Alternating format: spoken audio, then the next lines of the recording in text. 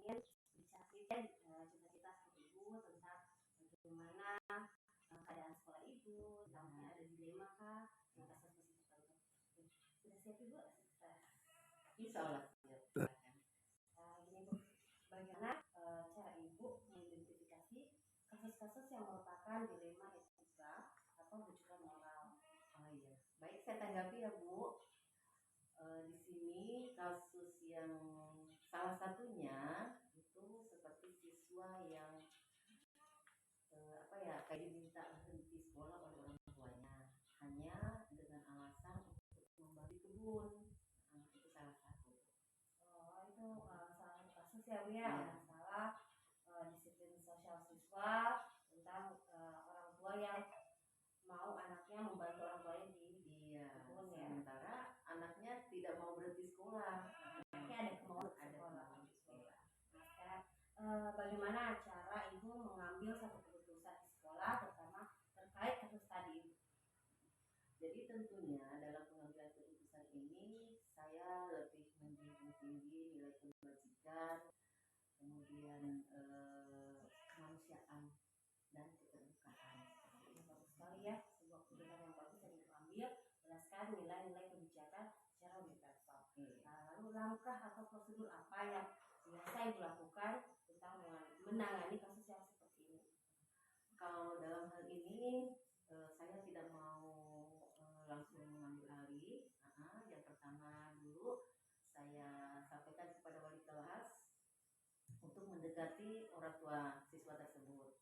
Jadi bagaimana caranya supaya orang tua tersebut bisa kita beri pandangan, gambaran dan seperti apa itu pentingnya pendidikan. Itu melalui wali kelas. Jadi wali kelas saya minta untuk mendekati orang tua siswa tersebut, boleh mungkin dipanggil ke sekolah atau jika diperlukan mungkin bisa wali kelas silaturahim ke rumah orang tua siswa tadi.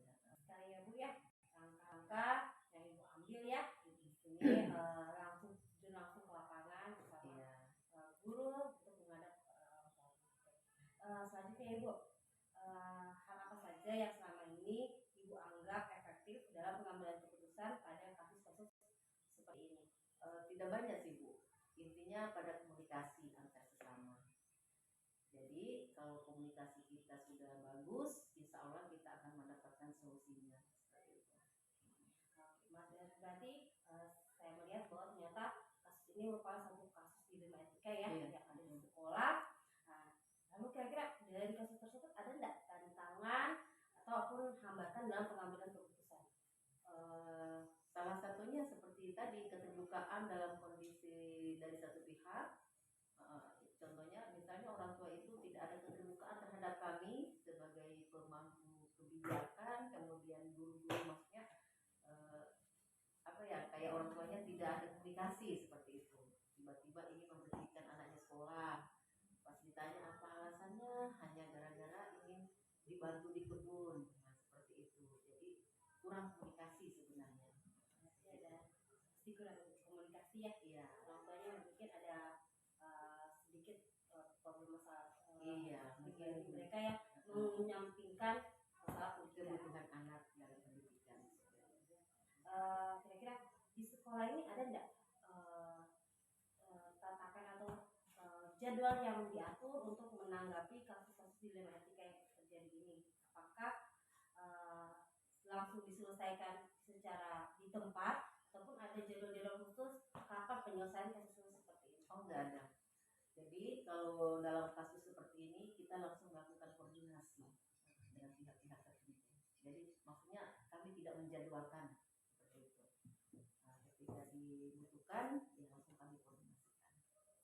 Tadi sejak ya Ibu ya sekolahnya insya Allah sekali. Ada enggak faktor yang seseorang yang mempermudah Ibu dalam menangani kasus-kasus yang mendukung Ibu?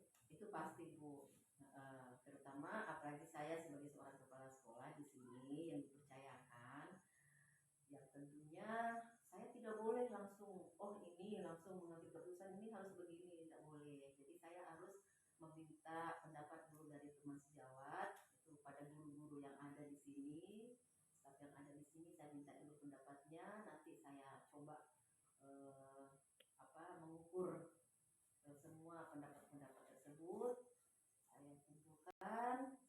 diskusi, kemudian ya mungkin dari semua pendapat itu ya mungkin saya bisa memutuskan.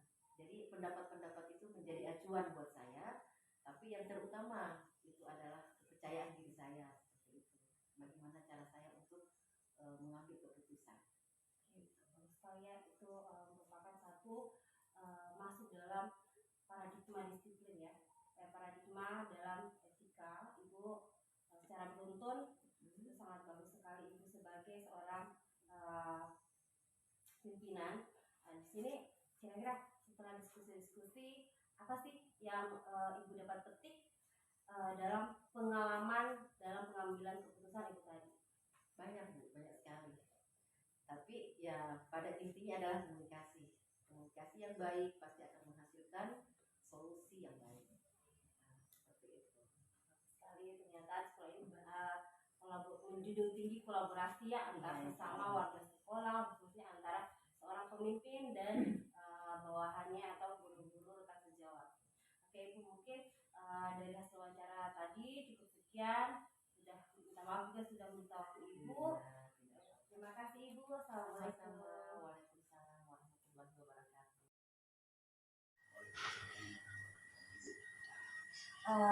Boleh minta waktunya sebentar Pak? Terima kasih. Di sini saya ingin sedikit berbincang-bincang dengan Bapak terkait tentang dilema etika yang mungkin sebagai Bapak sebagai pimpinan Bapak mendapatkan kasus-kasus yang ada di lingkungan sekolah ya Pak. Oke, bisa saya mulai Pak? Bagaimana Pak setelah Bapak berada di sekolah ini, kasus-kasus apa saja yang menjadi pikiran Bapak tentang dilema etika ataupun rujukan moral? Saya kira bagaimana? Komunikasi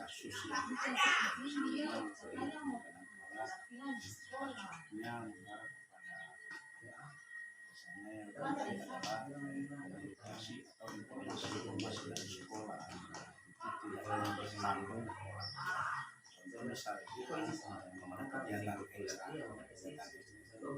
kalau sudah diinformasikan jadwalnya ada, tapi anak-anak biasanya yang terjadi adalah komunikasi yang dilakukan adalah kadang setiap hari anak-anak ini tidak ke situ tujuan dia lebih menggunakan waktu belajar bagaimana komunikasi dengan teman kemudian kegiatan rumah dia berbagai macam alasan untuk lari dari persoalan. Nah ini saya itu persoalannya karena memang ini karena kurang kedekatan antara anak dan orang tua disebutkan dengan berbagai kegiatan pekerjaan seperti kita di wilayah perusahaan ini lebih fokus ke situ. Orang tua lebih memberikan kesempatan kepada guru bahwa mereka memberikan kepada guru inilah tanggung jawab. Tapi dari sisi lain sebenarnya tugas tanggung jawab besar itu ada pada orang tua karena dari jam sekian sampai jam itu ada kewajiban orang tua. Yang terjadi pada anak-anak.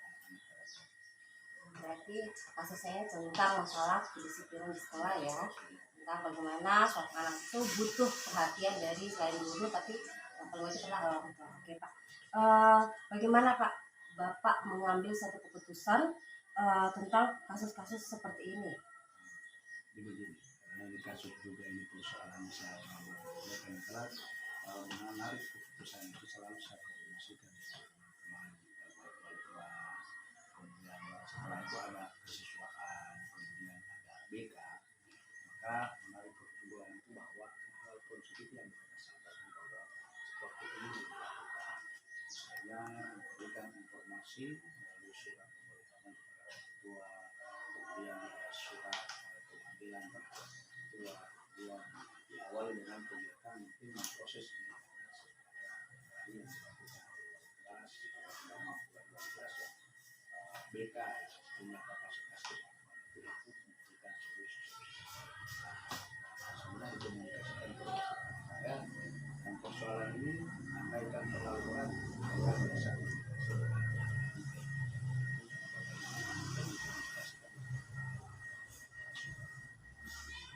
Itu merupakan pengambilan keputusan Bapak yang berarti pengambilan bukan pengambilan secara sepihak, namun pengambilan berdasarkan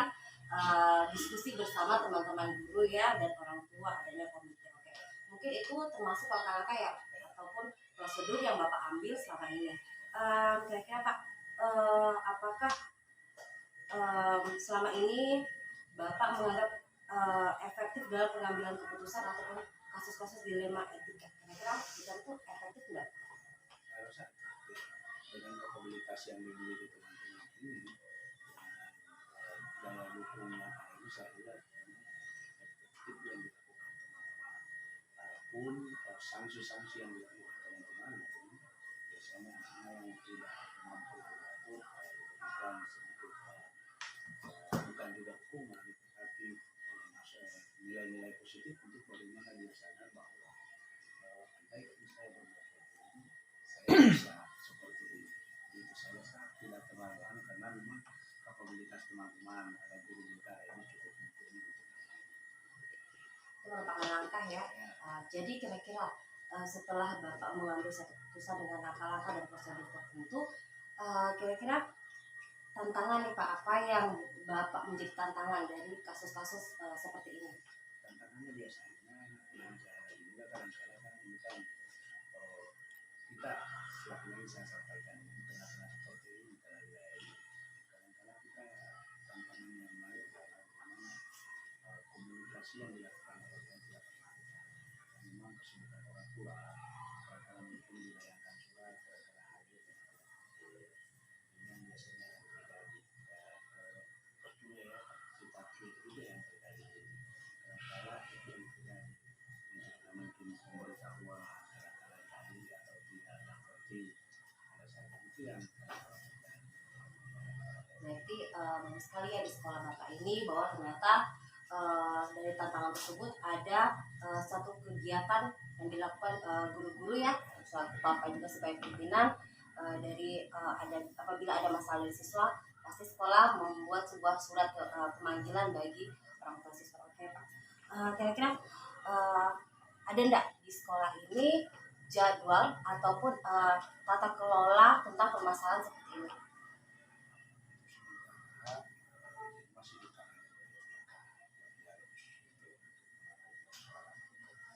saya orang baru masih sementara masih dalam proses bagaimana memantau proses kegiatan tapi sepengetahuan saya ditinggalkan oleh PPKN sudah ada langkah-langkah itu yang dilakukan dan saya lihat ini diserahkan kepada yang bertanggung jawab adalah wali kelas kemudian yang kedua adalah pihak kesiswaan yang selalu membuat kegiatan-kegiatan misalnya di kegiatan yang dilakukan kita semua dan diinformasikan kepada orang tua siswa kemudian BK ini adalah bagian yang paling vital ini untuk bagaimana mengidentifikasi persoalan-persoalan jadi setelah saya pantau ada memang langkah-langkah yang berjalan secara terstruktur dengan baik. Tadi Bapak sudah menjelaskan bahwa di sekolah ini ada guru, kepala sekolah, komite dan warga lainnya. Jadi apakah ada orang yang sangat membantu dalam membantu Bapak dalam memecahkan dilema yang ada di sekolah ini? Yang jelas dalam memecahkan dilema ini saya dibantu oleh wakil kepala sekolah. Wakil kepala sekolah ini adalah orang yang itu berpengalaman juga dan beliau sudah tahu seluruh keadaan kondisi lingkungan yang ada di sini kemudian ditambah dengan beberapa teman-teman yang termasuk bagian administrasi beliau cukup senior jadi memang beliau tahu kondisi keadaan dan sering memberikan masukan-masukan pemahaman positif tentang kondisi lingkungan yang ada di sini. Oke, berarti Wakastek di sini sangat berperan ya membantu Bapak dalam mengambil satu keputusan.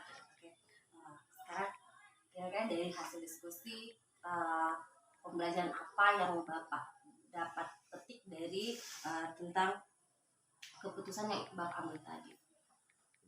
Pertama ini memang kalau saya lihat dari kondisi pembelajaran karena di sini pembelajarannya kalau dengan agama ini kan ada agama ada kemudian ada Islam. Pendidikan ini saya cukup efektif untuk bagaimana mengarahkan untuk disiplin dalam melaksanakan kegiatan-kegiatan yang bersentuhan dengan setelah jam sholat mereka diarahkan untuk sholat, kemudian bagaimana membaca ayat-ayat. Kemudian yang kedua di pihak lain juga agama-agama lain seperti Kristen itu mereka juga melaksanakan itu dengan ini cukup menarik bagi saya bahwa itu sebenarnya dasar yang kuat dari sini. Sangat bagus sekali ya sebuah pembelajaran kode etik yang Bapak ambil dari sebuah keputusan, berarti bahwa sebuah kedisiplinan itu berasal dari agamanya dulu ya Pak. Oke dan Pak, terima kasih sudah meluangkan waktunya. Sekian ya Pak dalam